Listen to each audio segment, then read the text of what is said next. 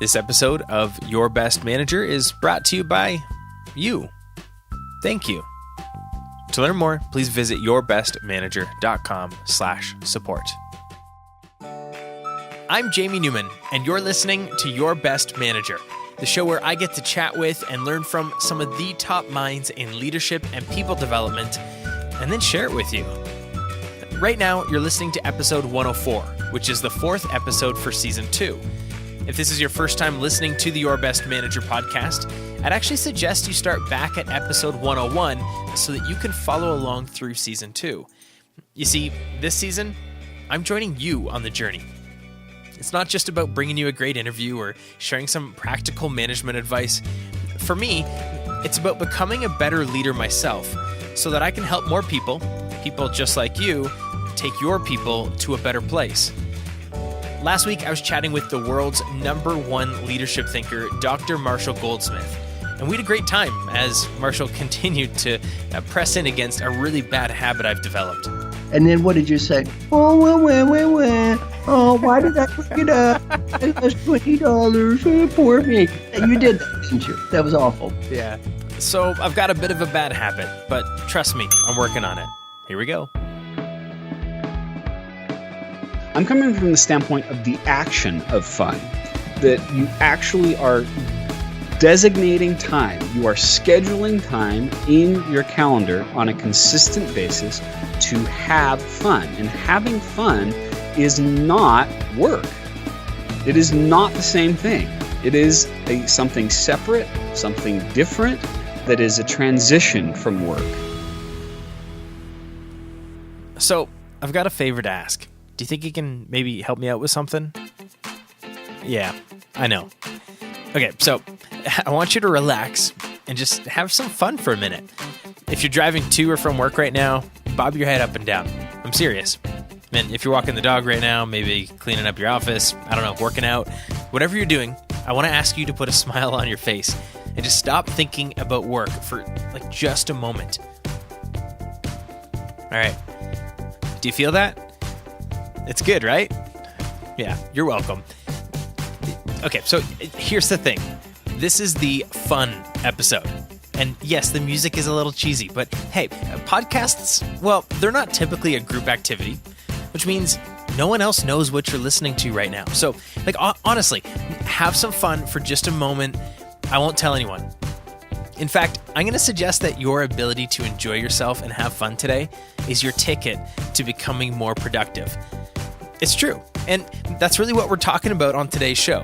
Personal productivity and team productivity. How to get more done in less time and how to help your team get more done in less time by taking more breaks, intentional breaks, to have fun. Having fun helps you be more productive. And so what I'm doing in the book is making the case that, in fact, by having pockets of fun, by scheduling it into your day, as a manager, making it a priority for people to take breaks, you will get more done. You will be more successful. You will be more productive. Now, I should probably introduce you to my guest. His name is Dave Crenshaw, and he's the author of The Power of Having Fun, How Meaningful Breaks Help You Get More Done and Feel Fantastic. And that's what we're going to be talking about today. How a crazy idea like this can actually help you better lead your team. Pretty cool, huh? All right, so Dave Crenshaw is the master of building productive leaders and has transformed hundreds of thousands of business leaders worldwide. He's appeared in Time Magazine, USA Today, Fast Company, and the BBC News. His courses on LinkedIn Learning have received millions of views, and he's written 3 books and counting, including The Myth of Multitasking, which was published in 6 languages and is a time management bestseller. His 4th book, The Power of Having Fun, was literally released just yesterday, September 19th. And if you'd like to learn more about Dave and check out his book, you can visit davecrenshaw.com or hop over and join me at yourbestmanager.com/episode 104 to check out the show notes from today's episode. So I'll start where I'm at and then kind of work up to there. So currently I am an author of 4 books. The Power of Having Fun is the fourth one. The first one, most popular, is The Myth of Multitasking, which was published in 6 languages. And I've been on Time Magazine, all these different places. But where I started was, so I'm 42 now. I started when I was 23. I had not yet graduated from college, and I began coaching entrepreneurs, business owners. And I've been asked, why did I do it then? And the answer is, well, first of all, I was young enough, arrogant enough, and crazy enough to not think that I couldn't do that. That's also, important at that age. Yeah, exactly. Yeah. Also, I grew up. You've heard of serial entrepreneurs, right? Well, I grew up around serial killer entrepreneurs. They repeatedly started and failed with businesses. And so that's where my fascination with business as a whole discipline began. Yeah. And I started to try and figure out, why do businesses fail? Why do businesses succeed? And a lot of my emphasis, much like you, Jamie, goes into productivity. So I spend a lot of time helping leaders be productive because I'm a big believer that the business itself is a reflection of its leadership. Yep. So that's sort of just a big arch of my path. And so what brought you into this whole realm of fun? Like where does that even come from? It actually, to me, sounds like a dangerous topic to bring up in an organization. Well, and so it's really, for me, a productivity issue. I come at it from the productivity standpoint. So if you look at my first book, The Myth of Multitasking, in that I'm talking about what you should not do from a productivity standpoint, which is attempt to multitask. You're going to get less done. You're going to make more mistakes. You're going to increase stress levels. It's so tempting, though. Yes, it is.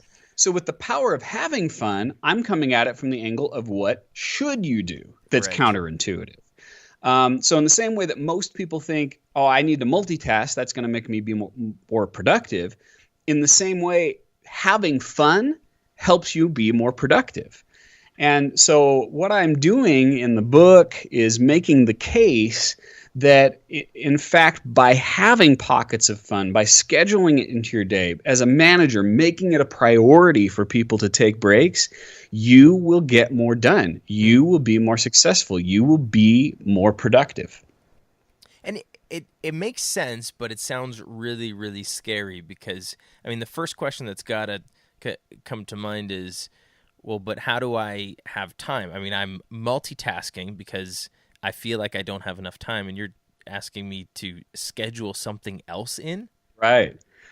And the answer is you will get more done. You will have more time by taking the time to do this.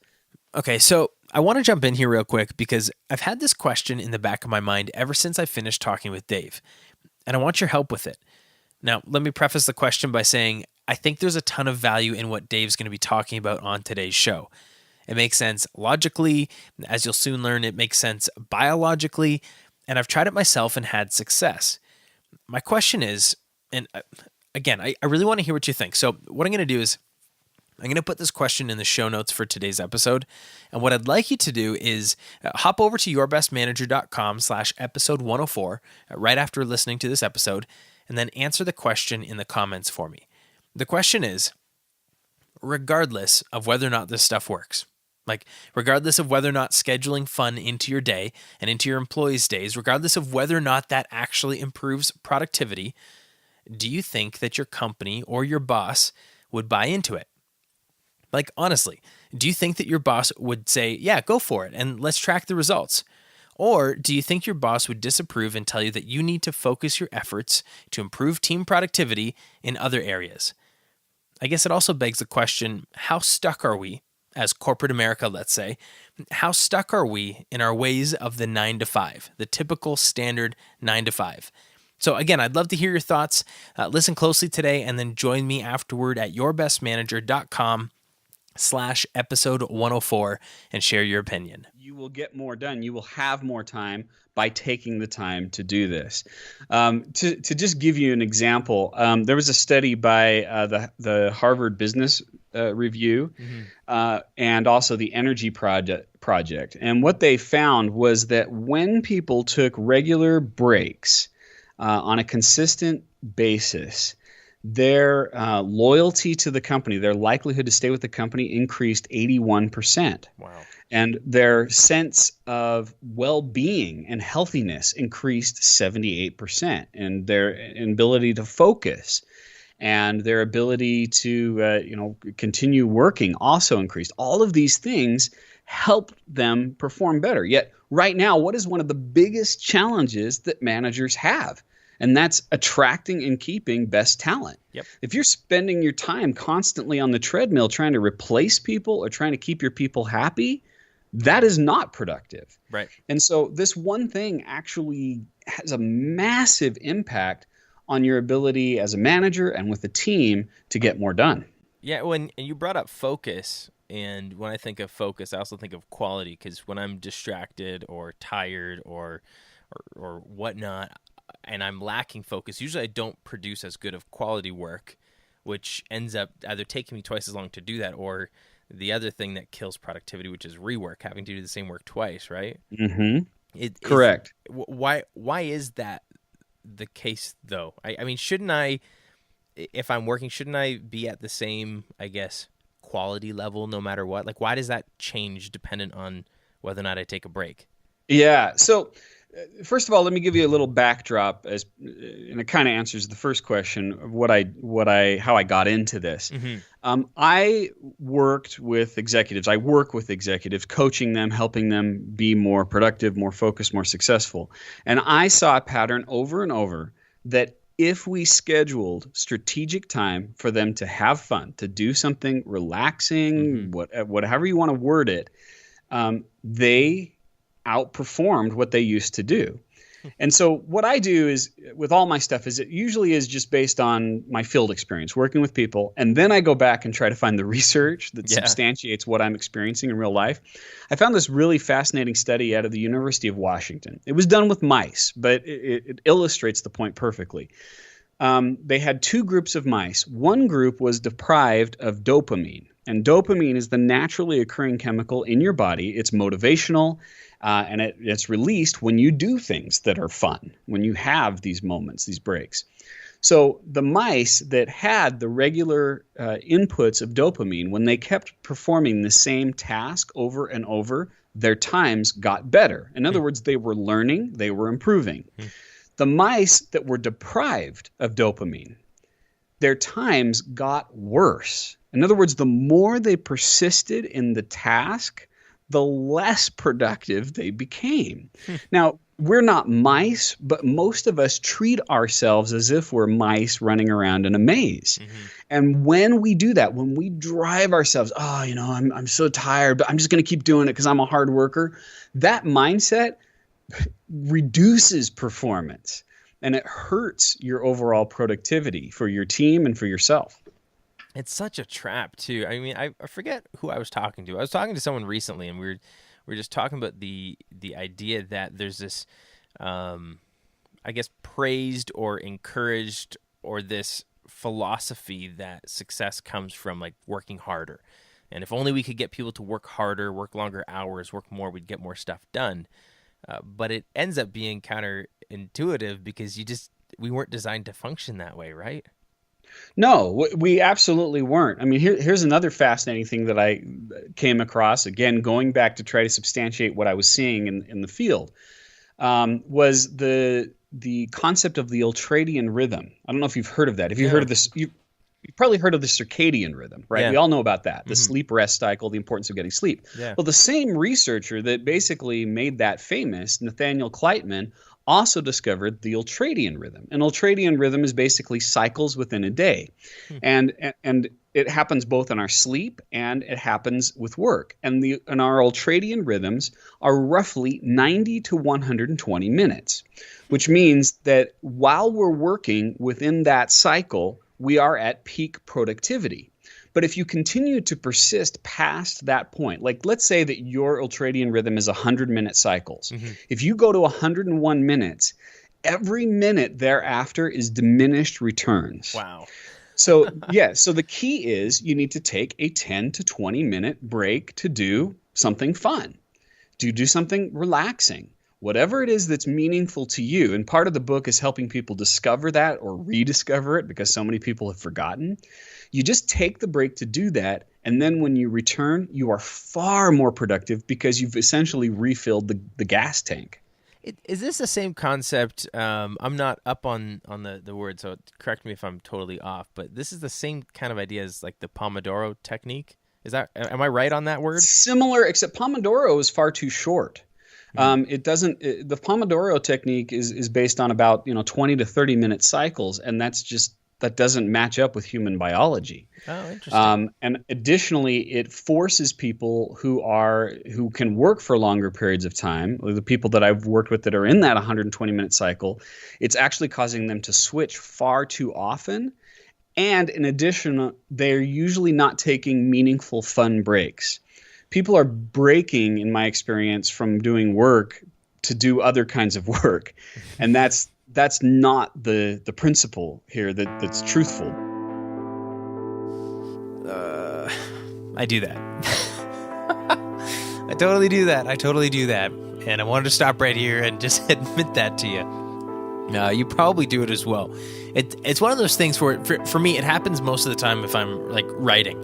So if I'm writing a bunch of emails or typing something out for a long period of time, I know that I can't go for 6 hours straight in front of a computer.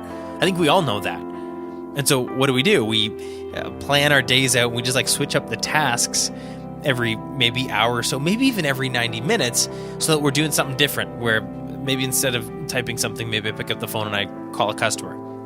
Or maybe I start writing in a notebook instead of my computer. Or this is good. I'll just go and walk around the office and go talk to someone else and distract them. The question is, and I think what Dave's getting at is, when you're switching tasks, are you really actually refilling the gas tank? Are you recharging the batteries? Probably not. So I hope you heard that. And I hope that it causes a little bit of self-reflection, that he's not just talking about, you can't work constantly. We all know that. He's talking about what you do when you take a break. So step one, take breaks. Like, split up your day. Don't try and accomplish the whole world all at once without, going to the bathroom. At the same time, be intentional with how you spend that time. I think that's what he's getting at here. In fact, I know that's what he's getting at here. The true principle is do nothing. Do something fun. Do something crazy. I have seen people get just as much benefit, and the research bears this out too, just as much benefit from shadowboxing as playing Clash of Clans on your phone. The impact is the same. Wow. But you've got to choose it for yourself. Yeah, and this is something I was going to come to later, but I'm just going to ask it now. Like, for all the skeptical listeners out there, is there something they can do to like just try it, like to get a small win? Is it something where you just have to, sacrifice 30 minutes today? Like, is that the first place to start? Like, where do I start if I want to try this thing out? Oh, I love that question. So, a couple of things. The first thing I want to say, and I say this right at the beginning of the book, is this is an experiment of one. Far too often, we trust statistical studies of groups of people. Like, 67% of people get this sort of benefit. But what if you're in the 33% that doesn't? Right.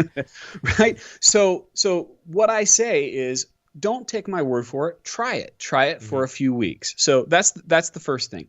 The second thing I would say, and I think the best way to answer this is through an experience that I had working with a manager.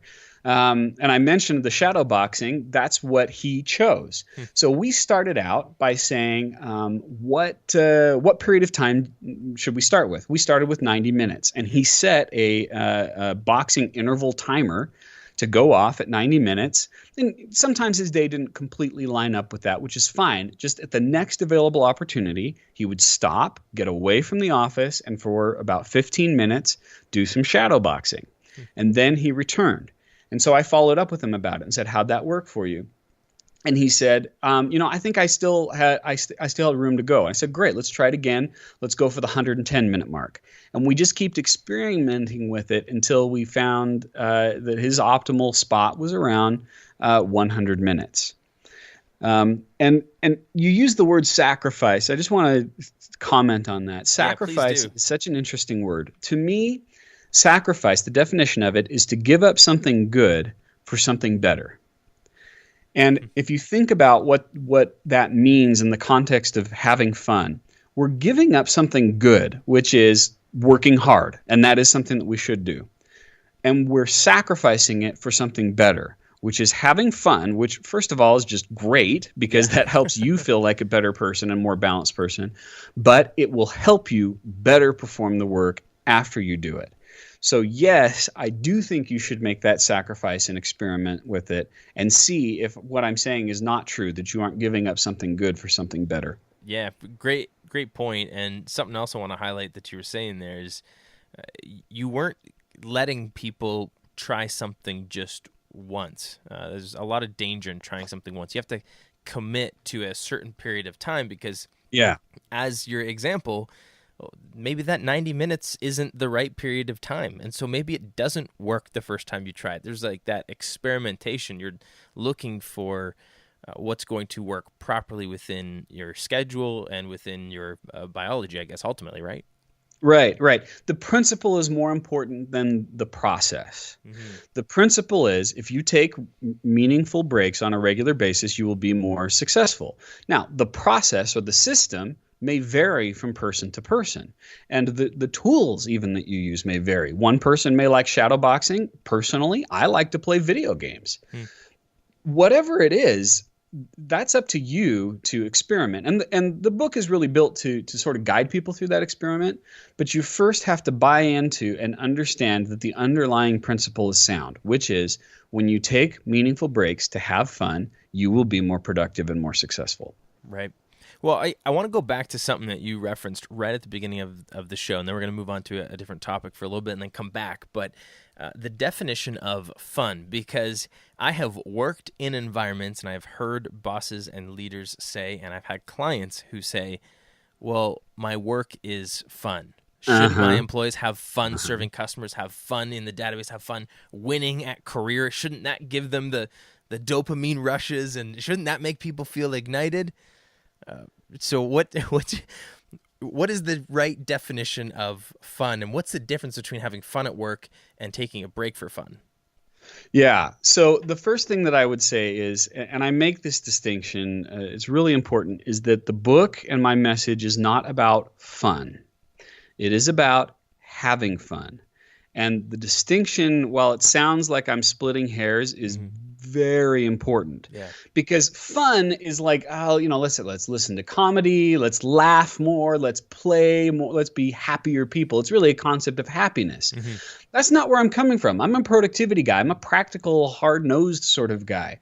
I'm coming from the standpoint of the action of fun, that you actually are designating time. You are scheduling time in your calendar on a consistent basis to have fun. And having fun is not work. It is not the same thing. It is something separate, something different, that is a transition from work, that allows you to refresh the mind, refresh the body, and start over with a renewed perspective at work. I think many of us have experienced that phenomenon that sort of illustrates it, where you're trying so hard to solve a problem and you're just devoting everything that you can to solving the problem, right? Yep. And then you just give up and you're like, okay, screw it, I'm going to go watch a movie or whatever it is. You could just go do something else. And then all of a sudden the answer pops into your head, right? Yeah. In essence, that's what I'm encouraging people to do, but on a consistent basis and on a strategic basis. Not just when you reach the point of absolute exhaustion, which is too far, but rather that you do it on a consistent daily basis so that you're continually renewing your mind and your body so that you're more productive. Oh, you have no idea how tempted I am right now to put on some calming ambient music and walk you through a breathing exercise to renew your mind and body. And to be honest, I could probably benefit from a few minutes of renewal myself because honestly, I'm a little stressed right now. There's a lot going on in my world. And well, if you're a business owner listening right now, you know how much work goes into building a business. So yeah, there's a lot on my plate and I'm a little tense. And once I finish editing this episode, I'm totally going to veg in front of Netflix for a bit. Not sure if that's a good idea or not. Anyway, what's my point here? My point is that I'm listening right now to Dave. As the host of the Your Best Manager podcast, I'm listening too. And if you're feeling overworked right now, or anxious, or stressed, or unproductive, if you're feeling tense right now, like physically on edge, I hope you're listening too. I think just the point is that we are recognizing that if we are constantly playing tight, we are not going to be successful. That's another thing. I didn't end up using this in the book. I researched all sorts of stuff. Just the whole concept of like golf, that if someone is tight if their muscles are tight and tense, that's when mistakes happen. That's when the ball doesn't go down the course. It's when they loosen their grip that they are far more successful and hit the ball further. So there's not just the psychological aspect of it, although that's certainly there. There's also the physiological aspect of allowing our muscles and our body to just relax. Because I think there are so many people who are listening to this and their muscles are tense right now because they've been so engaged in work, and that's just keeping them from being at their best. Yeah, I mean, you said that, and all I thought was like sometimes it'd be lunchtime, and I'd be like driving to go grab lunch somewhere, or driving to a client meeting, or driving to work or from work, and physically feeling stressed, and physically, and yeah, there's probably listeners right now in their car who are physically stressed because they haven't had a break. Maybe they're going home at the end of the day. Maybe they're driving into work, and they just haven't stopped to enjoy. Or to do some things for them. And I again, just to clarify, and you can correct me if I'm wrong in any of this, but I don't think I am. The suggestion is not to abandon your work. The suggestion is to structure these things so you can work more productively. And exactly. And it doesn't mean that work can't be fun. If you're a manager, that doesn't mean that the only times your people can have fun is in those breaks, because you also want to make your workplace an enjoyable place while people are working. I think those are two different topics, but they are both important. Would you agree? Yeah, absolutely. And in fact, I go out of my way to talk about the importance of hard work and how I believe in hard work, because there is that temptation to feel like, he's saying we should slack off. Look, what I'm talking about, if you look at an 8-hour day, I'm talking about 30 minutes of that 8 hours at most. Okay. So the rest of the time you are working hard. And in fact, here's the dirty little secret. When people do this, let's say that I have a scheduled oasis in my day. Let's just take my personal example. I play video games at 4:30 at the end of each day as part of my personal oasis. What happens to people when I have that, when you have that, is you end up working harder. Because you know that it's coming, you know the relief is there, and so you drive, because it's like you're getting to the finish line of a sprint. Yeah. And I've had a lot of people come back to me and they're like, you're tricking us. You're telling us that we're having fun, but I'm working harder than I've ever worked before. And I'm like, exactly. But the point is, you don't recognize it and you don't feel the impact, because you're doing it on a replenished basis with consistent breaks, rather than continually driving yourself into the ground where you're not performing well during the back half of your day. Right. And this lines up perfectly with Parkinson's law, where tasks stretch to fill the time you allot for them. Because I've heard it argued that, hey, like everyone works like the typical, let's say 9 to 5. But if it was 9 to 3, the argument is people would get the same amount of work done. They just work differently. And so not that that's the solution. The solution isn't to, I'd imagine the solution is not to have all of your fun at the end of the day and shorten your work day, because I don't think that's your argument. But because now we're still not living the Ultradian rhythm. We're not recognizing right. But the point is, we can get a lot more done than we think we can. And yes. I mean, that's why productivity is a topic, because there are people that get more done than you, and those people how you can learn from them. I mean, it's the same with anything in life. There are ways to master certain things. You can master productivity to a certain extent. You can improve. You can get better. You can get more done in less time. And you're providing a very healthy action item to help people be more productive. So I think it's brilliant. And we're going to totally come back to this, but this is the Your Best Manager podcast. And so I've got to ask the question, when you look back on your career, on your journey, who's had the most significant influence in your life and career, whether it was a formal boss or a mentor? Who was that person in your life? Well, I'll confess that being an entrepreneur who's worked with entrepreneurs, I have not worked for many bosses. Typically, I am the boss, Yep. and that's by design, because I would make a horrible employee. But no, really, I mean, not a team player, that would be me. Hey, but the first step is admitting it, right? Yeah, exactly. Well, and honestly, I'm a big believer in embracing your weaknesses. And whatever makes you weird is actually what makes you great. And so don't try to go against it, go with it. But I will say, a couple of influencers in my life. I don't know. We'll see. Maybe I'll touch three. One, I think, was definitely Covey. Growing up, I live in Salt Lake City. I grew up in Orem, which is right next to Provo, which is where Covey lived. I mean, I remember going to the park, and up above the hill was Covey's mansion, basically, right? And I remember looking at that and reading his books and seeing him speak and going, you know what? I want to do that. And in particular, the way that he spoke, you see an Anthony Robbins, right? Yeah. And he's amazing. I'm good friends with his son, Jarek. But nobody can be Tony Robbins. He's Tony Robbins, right? It's just, he's like superhuman. Yeah. But you see a guy like Covey speak, and I did, and I was like, you know what? I could do that. Yeah. There's somebody who's approachable. There's somebody who's real. And that's more me. So definitely he's been an influence.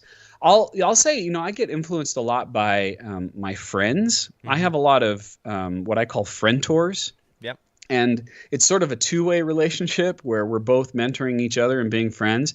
One guy that you might want to have as an interview, by the way, he'd be a fantastic interview, is Jason Hewlett. Mm-hmm. Are you familiar with him? No.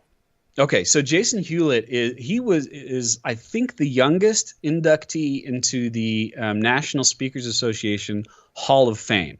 Oh, very cool. He's younger than me, but he just has this incredible show where he intertwines impressions and music and everything into what he does, and now he teaches a message about keeping your promises, honoring the promises that you make, and he has been a great influence on me because of his positivity. I really, it might not come across this way when I'm doing an interview, but I'm a pretty skeptical, pretty hard-nosed kind of guy.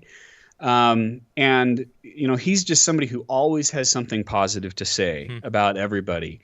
And that's something that I don't do very well myself, but I've tried to emulate and learn to do that more with people.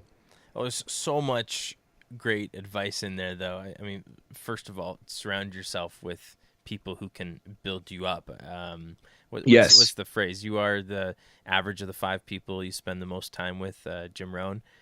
And I don't know where this is written down, but your company influences your character or something like that. But it's like you show me your friends, and I'll understand everything I need to know about you.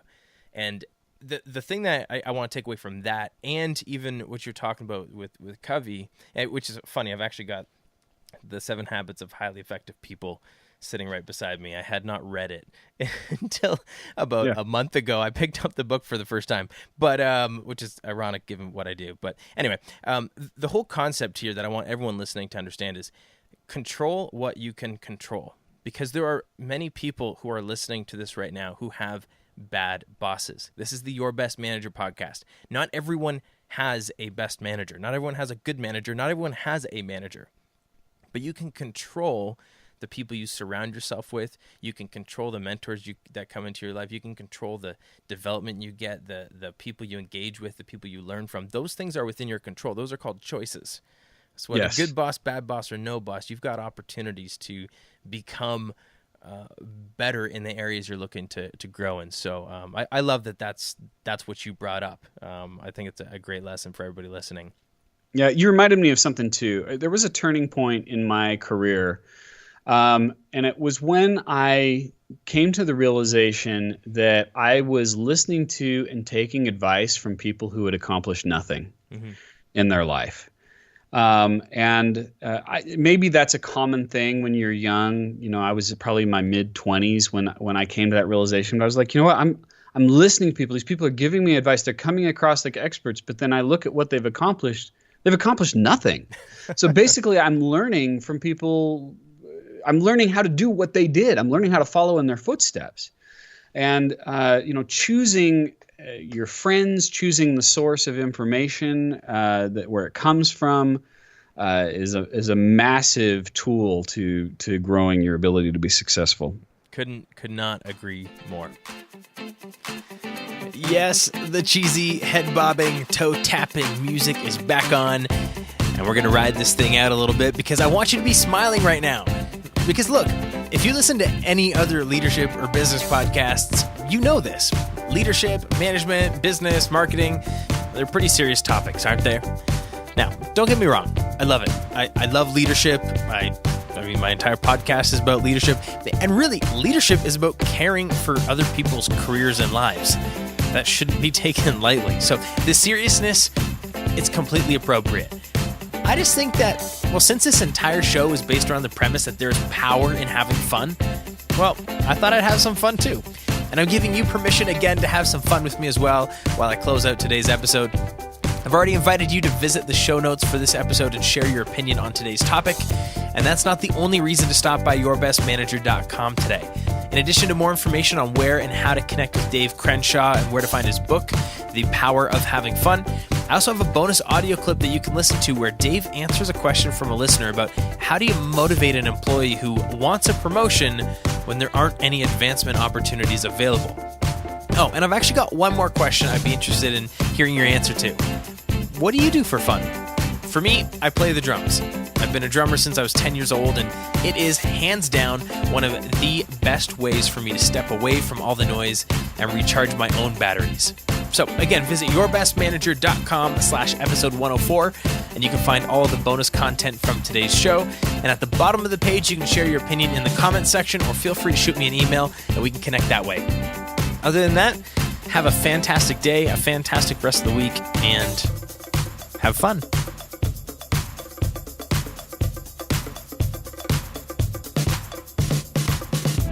Hey, it's Jamie again, and I just wanted to say thank you so much for listening to this podcast.